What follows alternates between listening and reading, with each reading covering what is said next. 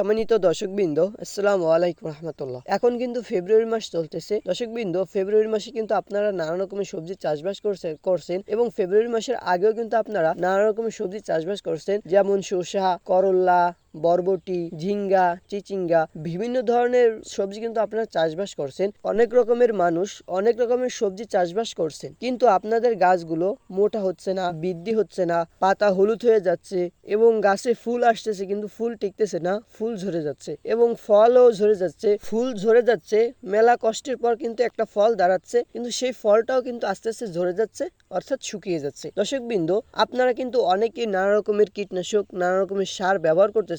যার গাছ বৃদ্ধি হচ্ছে না, সে বৃদ্ধির জন্য খাদ্য ব্যবহার করতেছেন বা হরমোন ব্যবহার করতেছেন। যে সমস্যাটা হয়েছে আপনাদের, সেই সমস্যার জন্য কিন্তু আপনারা সার, কীটনাশক ব্যবহার করতেছেন। অনেক রকমের পোকার আক্রমণ হচ্ছে, আপনারা অনেক রকমের নানা রকমের কীটনাশকও ব্যবহার করতেছেন, কিন্তু আপনারা কোনো ফলাফল পাচ্ছেন না। দর্শকবৃন্দ, এই ভিডিওতে এমন একটা জিনিসের কথা বলবো, যে জিনিসটা আপনার গাছে প্রয়োগ করলে আপনার গাছগুলো বৃদ্ধি হবে, গাছে প্রচুর পরিমাণে ফল ফুল আসবে, অর্থাৎ গাছগুলো এক কথায় সতেজ থাকবে। যদি গাছগুলো সতেজ থাকে, যদি গাছগুলো খাদ্য গ্রহণ করতে পারে, তাহলে কিন্তু ফলকে দেবে এবং ফলগুলো হৃষ্টপুষ্ট হবে।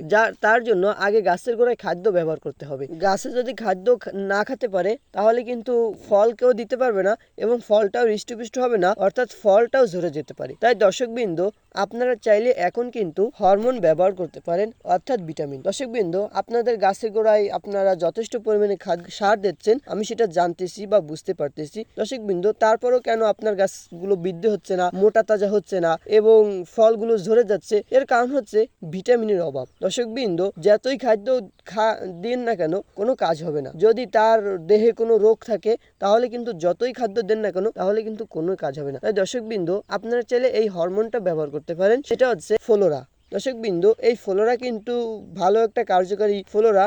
এই ফ্লোরা যদি আপনারা প্রতি লিটার পানিতে 3 ml হারে যদি ব্যবহার করেন, তাহলে কিন্তু আপনার গাছগুলো খুবই সুন্দর এবং সতেজ হবে এবং গাছগুলো বৃদ্ধি হবে। দর্শকবৃন্দ, আপনাদের গাছের পাতা যদি হলুদ হয়ে যায়, তাহলে কিন্তু নাইট্রোজেনের ঘাটতি হতে পারে। দর্শকবৃন্দ, যে ক্ষেত্রে আপনারা অবশ্যই কিন্তু ইউরিয়া সার ব্যবহার করবেন। আপনার গাছের গোড়ায় ইউরিয়া সার ব্যবহার করবেন। ইউরিয়া সারের ভিতর হচ্ছে নাইট্রোজেন থাকে, যার কারণে আপনারা ইউরিয়া সার ব্যবহার করবেন এবং আপনাদের অনেকের গাছের ফুল ঝরে যাচ্ছে। ফুল সাধারণত যে কোনো সবজি গাছে দুটি কারণে ঝরে থাকে। একটি কারণ হচ্ছে গাছে যদি খাদ্য না থাকে, গাছে যদি খাদ্য সংগ্রহ না করতে পারে, তাহলে কিন্তু ফুল ঝরে যায় এবং গাছে যদি পোকার আক্রমণ বেশি হয়ে থাকে, তাহলেও কিন্তু এই ফুল ঝরে যায়। দর্শকবৃন্দ, বিশেষ কারণে যে ফুল ঝরে যায়, সেটা হচ্ছে লেদা পোকার কারণে কিন্তু যে কোনো সবজি গাছের ফুল ঝরে যায়। এই লেদা পোকার জন্য আপনারা চাইলে সিনজেন্টা কোম্পানির ভলিয়াম ফিলাক্সি এই কীটনাশকটা ব্যবহার করতে পারেন প্রতি লিটার পানিতে 1 ml হারে। এই কীটনাশক যদি প্রতি লিটার পানিতে 1 ml হারে আপনার জমিতে যদি লেদা পোকার সমস্যার জন্য ব্যবহার করেন, আমি গ্যারান্টি সহকারে বলতে পারি, আপনার গাছের লেদা পোকা 1 দিন বা 2 দিনের মধ্যেই দেখতে পারবেন গাছে কোনো লেদা পোকাই নেই। কারণ আমি এই কীটনাশকটা ব্যবহার করছি, উপকার পাইছি বিদায় আপনাদেরকে বলতেছি। দর্শকবৃন্দ, আপনাদের অনেকেই গাছে ফুল আসছে, মানে ফল আসছে, কিন্তু আপনাদের ফলগুলো বৃদ্ধি হচ্ছে না।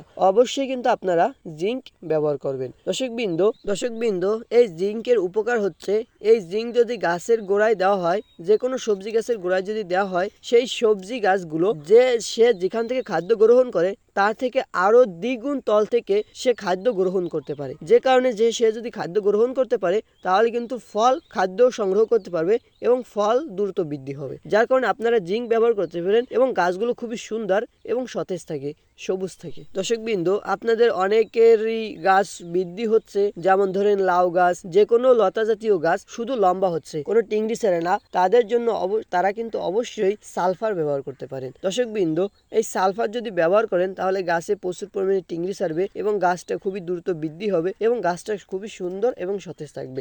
এই সালফার ব্যবহার করবেন প্রতি লিটার পানিতে 5 গ্রাম হারে। বিশেষ করে আপনারা কিন্তু অনেকেই এখন শসা চাষ করছেন, কিন্তু আপনাদের গাছগুলো বৃদ্ধি হচ্ছে না এবং গাছের পাতাগুলো হলুদ হয়ে যাচ্ছে এবং ফল, বিশেষ করে অনেকের গাছেই কিন্তু ফুল আসতেছে, ফুলগুলো ঝরে যাচ্ছে। শসার জালি শুকিয়ে যাওয়া তিনটি কারণ হচ্ছে। প্রথম একটি কারণ হচ্ছে ফল ছিদ্রকারী পোকা। দর্শকবৃন্দ, ছোট্ট এক পদের মাছি আছে, যে মাছিগুলো এই ছোট জালিতে একটু ফুটো করে তাদের বীজ ঢুকিয়ে দেয়, যার কারণে আস্তে আস্তে এই ফলগুলো শুকিয়ে যায়। দর্শকবৃন্দ, এই ফল মাছির জন্য আপনারা অবশ্যই কিন্তু নাইট্রোজেন ব্যবহার করতে পারেন, কারণ এই নাইট্রোজেনে কিন্তু প্রচুর পরিমাণে গন্ধ, যার কারণে এই গন্ধর কারণে এই মাছিগুলো জমি থেকে দূরে থাকে। এই মাছিগুলো কিন্তু মারা যায় না, জমি থেকে দূরে রাখা যায়, যার কারণে এই নাইট্রোজেন ব্যবহার করতে পারেন। প্রতি লিটার পানিতে 1 ml হারে ব্যবহার করবেন এই নাইট্রোজেন, তাইলেই দেখতে পারবেন আপনার জমিতে আর ফল মাছির আক্রমণ হবে না।